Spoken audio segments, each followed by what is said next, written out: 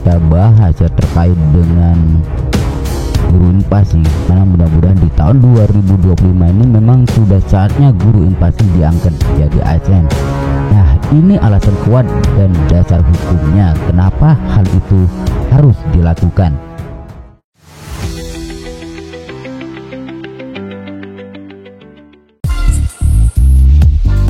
Assalamualaikum warahmatullahi wabarakatuh. Salam hangat dan sejahtera untuk seluruh sahabat legenda Asia dimanapun Anda berada. Semoga hari ini penuh berkah, kesehatan, dan semangat baru. Jadi bagi yang beragama Islam, Bang Dul ucapkan, Gang Dul doakan semoga dimudahkan menunaikan ibadah haji dan umroh serta dikaruniai keturunan yang soleh dan soleha. Amin amin ya robbal alamin. Jadi bersama saya Bang Dul di Legenda Asia, channel yang menyajikan cerita penuh makna, membangkitkan kembali legenda, budaya, dan peristiwa penting dari Asia dan dunia. Jadi tak hanya itu, kisah sejarah dan misteri juga, kami juga mengangkat isu-isu nyata yang menyentuh jutaan rakyat Indonesia. Jadi jangan di skip, jangan lupa like, share, komen agar tidak ketinggalan informasi-informasi menarik lainnya.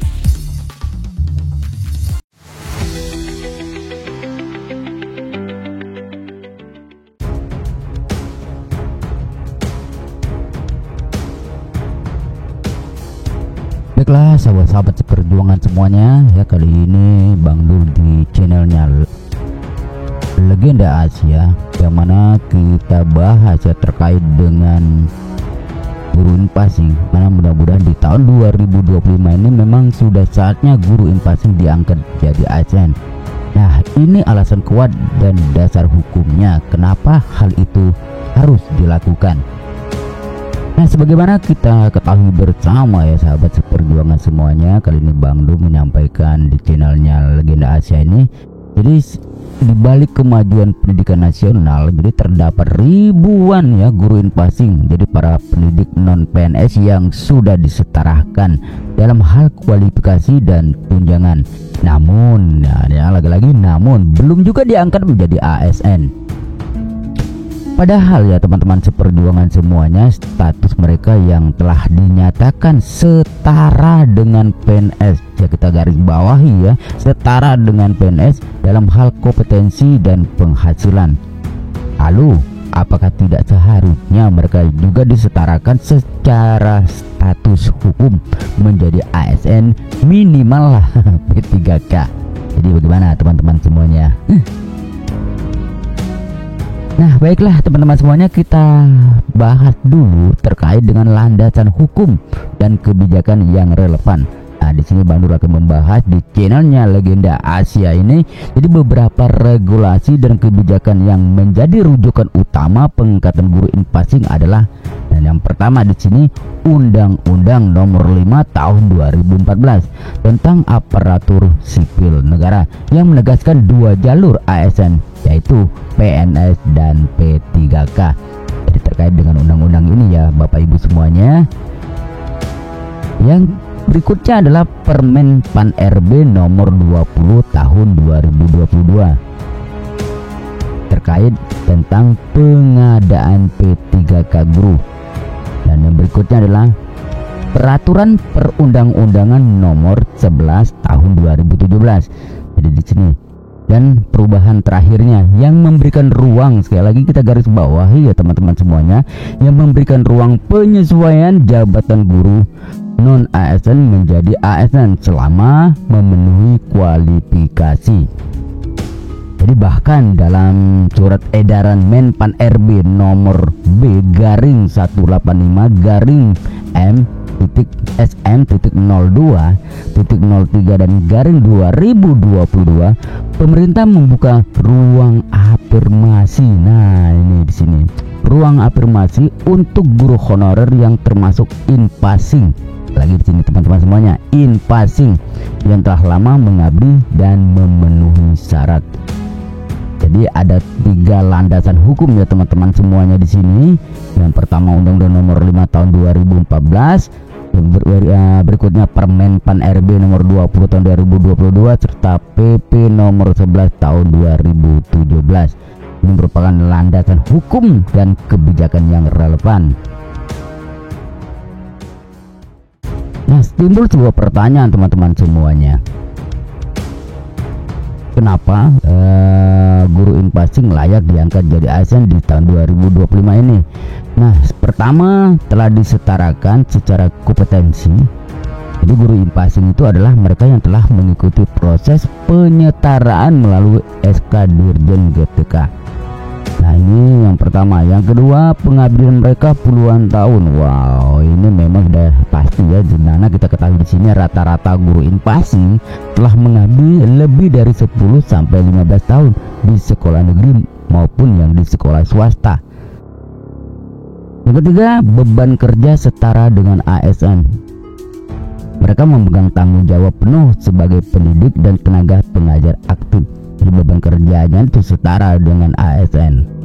Yang berikutnya adalah kebutuhan formasi nyata. Jadi banyak daerah yang masih kekurangan guru ASN aktif, terlebih di luar Jawa dan di wilayah 3T.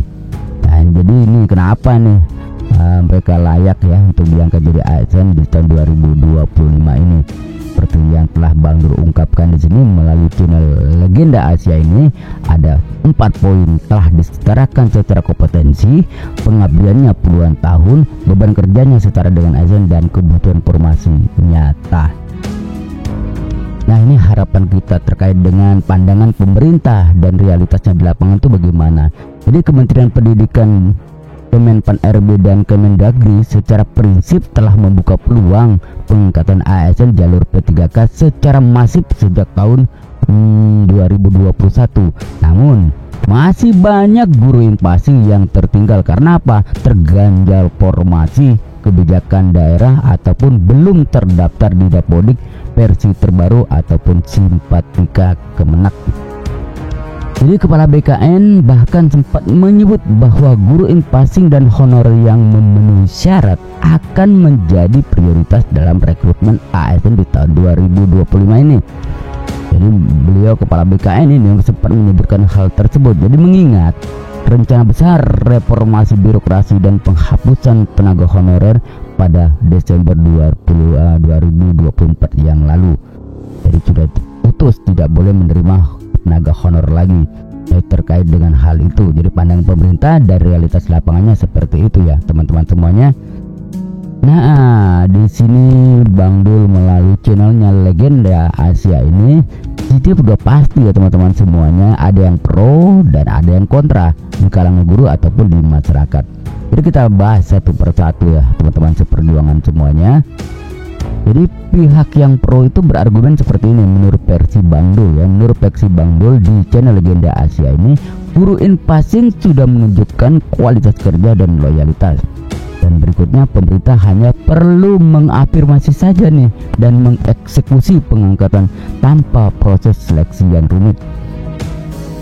Dan yang kontra sudah pasti ada. Ini versi sekali lagi teman-teman seperjuangan semuanya, ini versi Bang Dul melalui channel Legenda Asia ini, versi Bang Dul aja. Jadi pihak yang kontra menyatakan pengangkatan ASN haruslah tetap melalui seleksi terbuka agar adil katanya. Dan berikutnya, tidak semua guru InPassing bisa dianggap kompeten hanya karena masa kerja. Jadi teman-teman seperjuangan semuanya, menurut kalian, menurut bapak ibu dan teman-teman itu bagaimana? Pasti ada kan yang namanya pro dan kontra. Jadi teman-teman seperjuangan semuanya, pilih yang mana, pro atau kontra, pilih aja di sini. Nah, di sini ada seruan keadilan ya, yang mana waktunya di tahun 2025 ini kita harapkan menjadi titik balik bagi kita semuanya.